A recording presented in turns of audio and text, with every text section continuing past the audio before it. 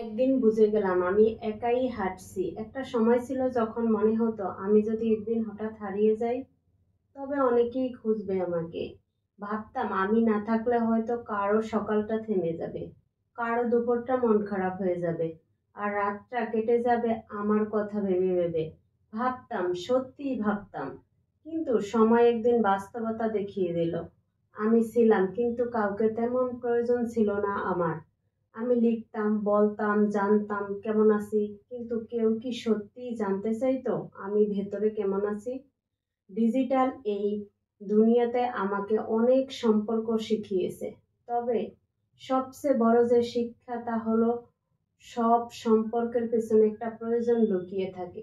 তুমি যখন কিছু দিতে পারো তখন তুমি অনেকের প্রিয়, কিন্তু একবার চুপ করে গেলে, একবার তোমারও কিছু চাওয়া শুরু হলে, তখন সবাই ব্যস্ত হয়ে যায়।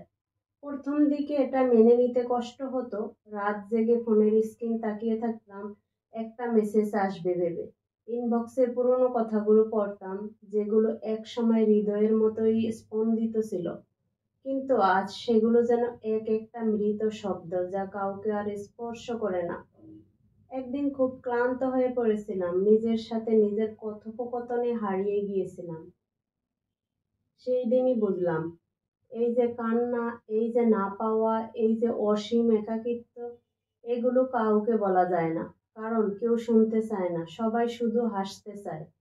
সেদিনই আমি সিদ্ধান্ত নেই, নিজের জন্য কেউ নেই, এটা মেনে নিতে হবে। কারণ যে আশায় আমি দিনের পর দিন বুক বেঁধেছিলাম তা শুধুই আমার ছিল।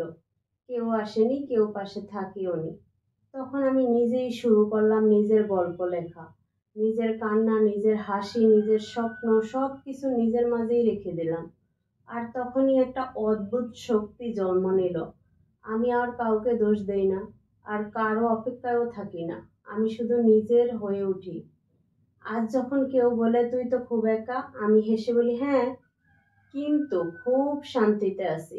একটা কথা সত্যি, এই দুনিয়ায় নিজের জন্য কেউ নেই। সবাই আসে, কেউ চায় ভালোবাসা, কেউ চায় সময়, কেউ চায় সুযোগ, কিন্তু তুমি নিজে। তোমার যেদিন কিছু চাওয়ার থাকে না, সেদিনই তুমি হয়ে যাও সবচেয়ে একা।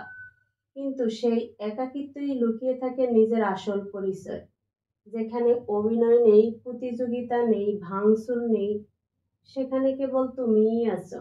তোমার আবেগ, তোমার হার না মানা গল্প, আর একরাশ শান্তি। তাই আমি আজ আর কাউকে দোষ দেই না। না তাদের যারা প্রতিশ্রুতি দিয়ে কথা রাখেনি, না তাদের যারা পাশে থাকার ভান করে সরে গেছে, না তাদের যারা আমার গল্প শোনার বদলে নিজের গল্প শোনাতে ব্যস্ত ছিল।